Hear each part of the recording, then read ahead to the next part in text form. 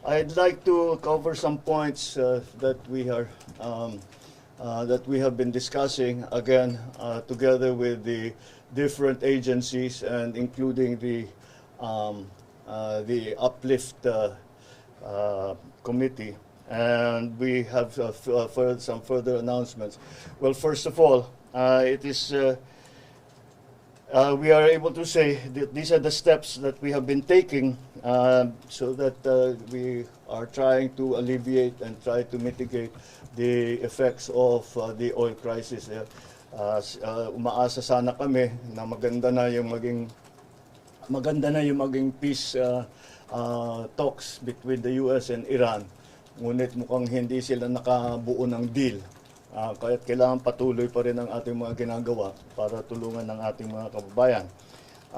Unang-una, nais kong nabanggitin na wag pong mag-alala ang ating mga kababayan dahil sapat naman ang supply natin sa mga pangunahing pagkain. Mga bigas, mais, gulay, asukal, isda, karne, manok, itlog, at lahat ng ibang produktong pagkain. At nakikipag-ugnayan tayo sa industriya, patuloy din ang ating pakikipag-usap sa kanila. At hanggang sa katapusan ng Abril ay hindi magbabago ang presyo ng mga pangunahing bilihin. Kabilang na dyan, sardinas, tinapay, instant noodles, bottled water, kape, gatas at delatang karne. Ikalawa, binawasan natin ang buwis sa produktong petrolyo na direktang ginagamit sa pang-araw-araw na buhay. Dahil April 14 na ngayon, April 14 tomorrow, where the authorization, the authority that we asked from Congress begins to apply. Binawasan na natin ang buwis sa produktong petrolyo na direktang ginagamit na pang-araw-araw sa pang-araw-araw na buhay ng ating mga kababayan. So sa ilalim ng kapangyarihan na binigay sa atin ng batas, tinanggal ko na ang excise tax sa LPG at sa kerosene. Ang katumbas nito ay 3 piso at 36, how much is this? 336. 3 pesos 36 ang bawas ng kada kilo ng LPG, halos 37 pesos sa isang tangke ang mababawasan ng presyo. At 565 pesos 60 centavos kada litro ng kerosene. Ibig sabihin, mas mababa ang gastos at sa pagluluto at sa araw-araw na pangangailangan ng bawat pamilya. Pangatlo, inaayos na natin ang sistema sa pagpasok ng pagkain sa bansa para mapababa ang presyo, mapabilis at sa ganung paraan mapababa ang presyo. Inutusan ko na ang Department of Agriculture at saka yung Tariff Commission pababain ang taripa sa mga inaangkat na pagkain upang makatulong sa pagbaba ng presyo para sa ating mga namimili. Pero malinaw ang directive na ito. Hindi ito pwedeng gawing basta-basta. Bawat hakbang, malinaw ang proteksyon sa ating lokal na produksyon. Poprotektahan natin ang mga consumer, ang mga magsasaka at ng industriya. Yan ang ating hinahanap na balanse dahil everything, as you know, the economy is a complicated system. Kaya kung may gagawin ka sa isang bahagi, may epekto yun sa kabilang bahagi. Kasabay nito, pabibilisin na rin ang pagproseso ng mga permit tulad ng SPSIC, Certificate of Necessity to Import, para mas mabilis makapasok ang kinakailangang pagkain at mas mababa ang magiging halaga. Inalis na rin ang toll fee sa mga fish port upang hindi na ito makadagdag sa presyo ng ating mga pagkain. Nakikita natin na may mga magsasaka na napipilitang itapon ang kanilang ani dahil sa overproduction sa sobrang baba ng presyo ng bili. Hindi natin ito papabayaan patuloy. Kaya bibilhin na muna ng Department of Agriculture ang sobrang produksyon. Makikipagtulungan din tayo sa mga local government para bilhin din ang mga gamit na ito at magamit din nila para ipamigay nila sa tao. Ang pamahalaan ang sasalo nito para hindi masayang ang ani, hindi malugi ang ating mga magsasaka at mapapakinabangan naman ng ating mga namimili. At para sa mas maraming makinabang, papalawakin pa natin ang bentang bigas program. Dadamihan ang tindahan, habaan ng oras ng pagbenta, lalo na para sa ating mga senior citizen, para sa ating PWD, at syempre mga single parent. Pangapat, ibababa din natin ang gasto sa pagdaan ng pagkain mula sa pantalan hanggang sa merkado. Sa Cebu Ports Authority, sa Subic Bay, binawasan o sinuspindi ang iba't ibang binabayad na mga fees para ito ay maramdaman ng tao at kahit tumataas ang ibang produkto ay hindi natin hindi masyadong mabilis ang pagtaas o at least matigil natin ang pagtaas. So, mababawasan ang gastos mula sa anchorage, sa berthing fee, cargo handling, storage fees para hindi na ito madagdag sa presyo ng pagkain. Ang Philippine Ports Authority ay ibinaba sa piso ang RoRo terminal fee para sa mga sasakyang nagdadala ng agricultural products.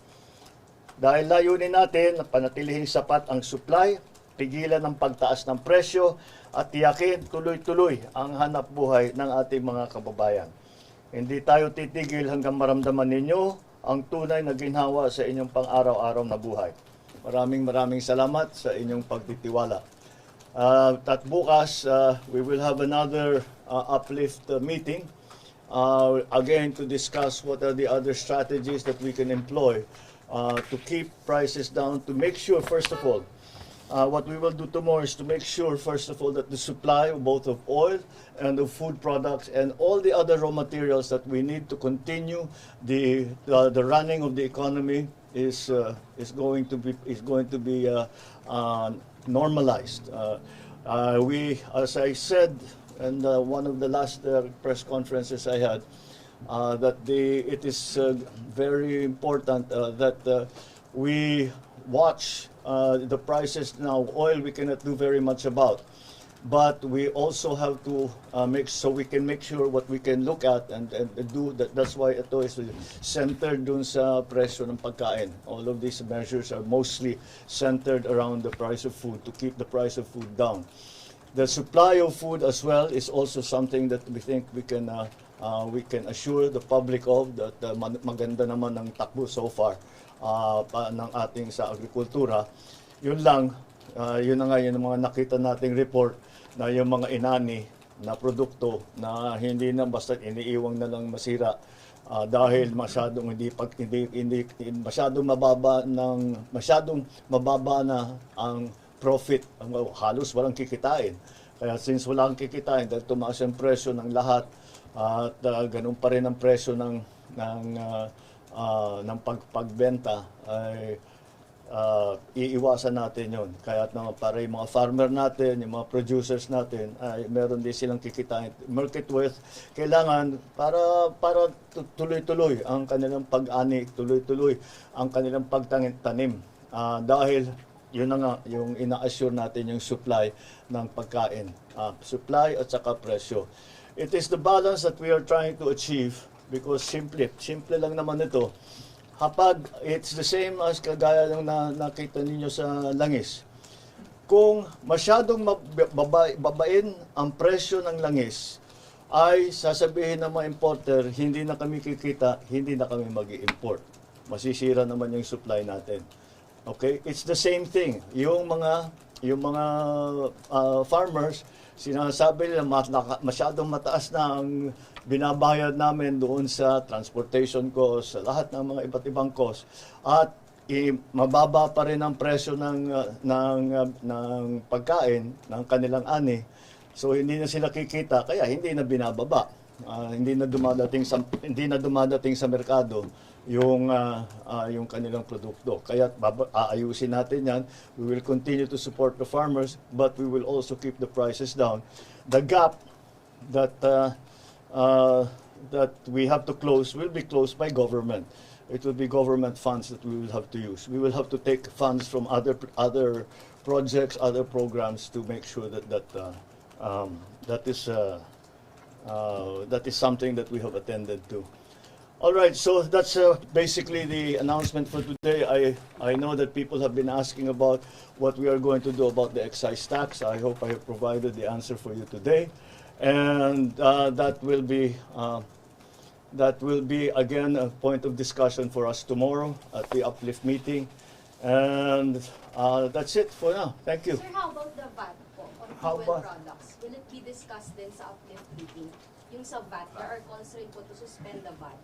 I think it's time to explain. You know, here's the thing with the VAT, especially the VAT on oil, on petroleum products. The VAT on petroleum products, we are going to get a windfall profit from that because tumaas yung presyo ng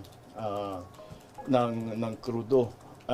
And because of that, all the importations will have at the present VAT rate, we will get extra funds from that. Those, if we take away the VAT on petroleum products, it will only help the petroleum market. What we need is funding to help the entire society. Hindi pwedeng yun lang, titignan lang natin is the petroleum. Kasi sinasabi ng mga tao, bakit puro transport workers lang ang tinutulungan nyo? Paano kami? Bakit the other? We also have to take care of the other sectors. So with the additional funding that we will get from the VAT collections, yun ang gagamitin ngayon natin to provide. That fund will not exist if we remove the VAT on petroleum products alone. So that's the reasoning behind. We will still examine it. You know, like I keep telling you, there's nothing that we are not looking at as a possible option. We are looking at all the options. If the time comes that it really calls for, the time will come that VAT should be brought down for whatever products, then we will certainly study it very well. Right now, the balance, the cost-benefit analysis between the VAT collections and the benefit to people, to ordinary people, still favors that we collect VAT and we use the extra funds to provide subsidies, to provide cash benefits, to provide all of those subsidies that we have been able now to provide, that we have to provide now, so people to normalize people's lives. Yeah. Sir, bakit po hindi nakasama yung diesel and yung gasolina doon sa oil? That's to be discussed tomorrow. Thank you, sir. All right, Sir, thank you. Thank you, sir.